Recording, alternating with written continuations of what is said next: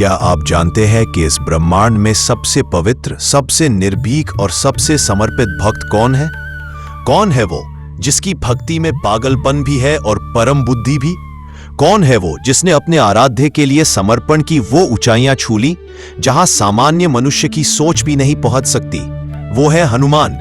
इस कहानी में हम केवल हनुमान जी की शक्तियों की नहीं, बल्कि उनके उस पागलपन की बात करेंगे जिसमें समर्पण है, प्रेम है, बल है, त्याग है और हर वो गुण जो इंसान को देवता बना सकता है।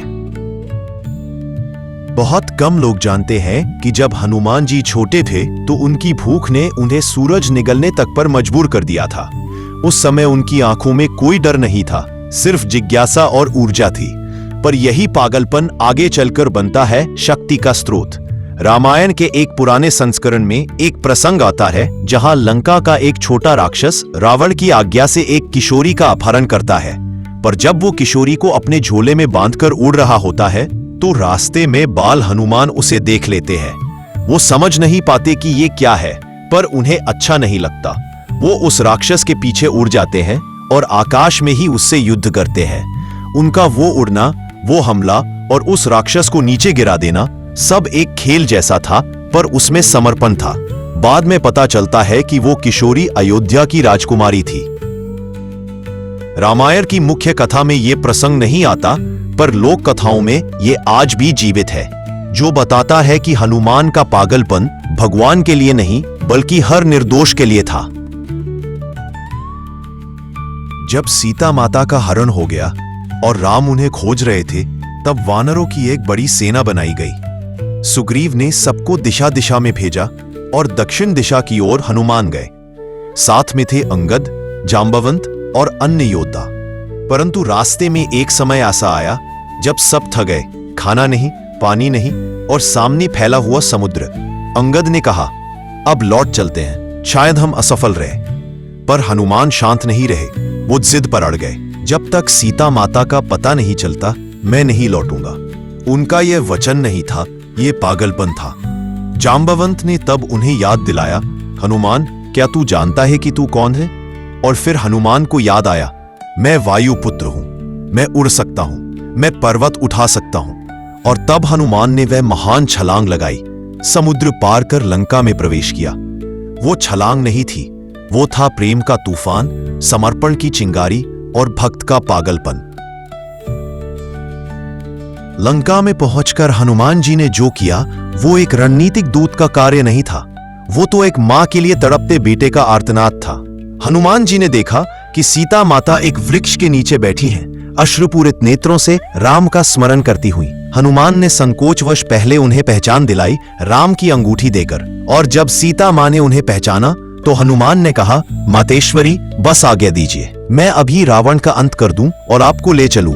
सीता मां मुस्कुराई, कहा, नहीं पुत्र, राम ही आएंगे मुझे लेने। हनुमान का वो आवेश, वो क्षणिक क्रोध और तुरंत शांत हो जाना, ये सब एक भक्त के अंदर की ज्वाला थी। रावण के दरबार में जब हनुमान को बांधकर लाया गया तो सबने उपहास किया। रावण ने आदेश दिया, इसके पूंछ में आग लगा दो। अरे मूर्ख रावण, तुझे क्या पता तूने एक भक्त की पूंछ नहीं, ब्रह्मांड की आग को छेड़ दिया है। हनुमान ने उसी जलती पूंछ से पूरी लंका को दहका दिया। यह प्रतिशोध नहीं था, यह संदेश था कि जो सीता को दुख देगा, राम के भक्त उसे नहीं छोड़ेंगे। हनुमान का पागलपन लंका को राख कर गया। राम का प्रेम, जब भगवान ने अपने भक्त को गले लगाया, लंका विजय के बाद जब राम और हनुमान आमने सामने हुए, तब राम ने उन्हें गले से लगाया और कहा, हे हनुमान, इस जीवन में मैं तेरा ऋण नहीं चुका सकता।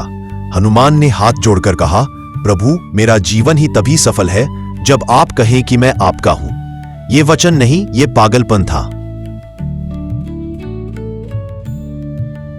हनुमान को शक्तियां मिली, अष्ट सिद्धियां, नव निधियां, लेकिन उन्होंने कभी उन्हें अपनी पहचान नहीं बनने दिया। उनकी पहचान सिर्फ एक थी, राम का सेवक। जब प्रभु श्री राम ने कहा कि तुम मेरे सबसे प्रिय हो, तो उन्होंने जवाब में बस इतना कहा, मुझे तो बस आपके चरणों में स्थान चाहिए। क्या आपने कभी देखा है ऐसा पागलपन, ऐसा समर्पण? आज भी कहा जाता है कि हनुमान जीवित है। जब राम देह त्यागने लगे तब हनुमान ने कहा, मुझे अमर कर दो ताकि जहां भी राम का नाम लिया जाए मैं वहां उपस्थित हो सकूं। और तब से आज तक जब भी राम कथा होती है, रामायण पढ़ी जाती है, कोई बजरंगबली को पुकारता है, वो वहीं होते हैं। हवा के देवता के पुत्र हैं वो, हर दिशा, हर कोने में, हर नाम में समाये हुए। आज जमाना पागलपन से डरता है, लेकिन वो पागलपन जो धर्म के लिए हो, सत्य के लिए हो, प्रेम के लिए हो, वही असली शक्ति है। हनुमान ने दिखाया कि एक बंदर भी ईश्वर के लिए जब पागल हो जाता है तो क्या से क्या कर सकता है। आज हमें फिर उसी पागलपन की जरूरत है, दिखावे वाले नहीं, बलिदान वाले। जो अपने गुरु के लिए पहाड़ उठा ले, अपने प्रभु के लिए लंका जला दे, अपने भाई के लिए द्रोणगिरी उखाड़ लाए। पागलपन हो तो हनुमान जैसा हो। क्या आपको लगता है कि हनुमान केवल पौराणिक कथा है? नहीं, आज भी ऐसे लाखों भक्त हैं जो हनुमान जैसा पागलपन रखते हैं। कोई पहाड़ों में तप करता है, कोई रोज हनुमान चालीसा 108 बार पढ़ता है, कोई शनिवार को मंदिरों की साफ सफाई करता है, तो कोई गरीबों को भोजन कराता है, बस इसी उम्मीद में कि राम उन पर दृष्टि डाले। तो पाठ क्या है इस पागलपन का? अगर प्रेम करो तो हनुमान जैसा, अगर सेवा करो तो हनुमान जैसा, अगर संकल्प लो तो हनुमान जैसा, और अगर भगवान को पाना है तो हनुमान जैसा पागल बनो। आप भी हनुमान जैसे बनिए। पागलपन में श्रद्धा हो तो वही बनता है दुनिया का सबसे बड़ा भक्त। अगर आपको यह कहानी प्रेरणादायक लगी तो कमेंट में जरूर लिखें जय श्री राम या जय बजरंग बली, और वीडियो को लाइक, शेयर और सब्सक्राइब करें हमारे चैनल रात की कहानी को।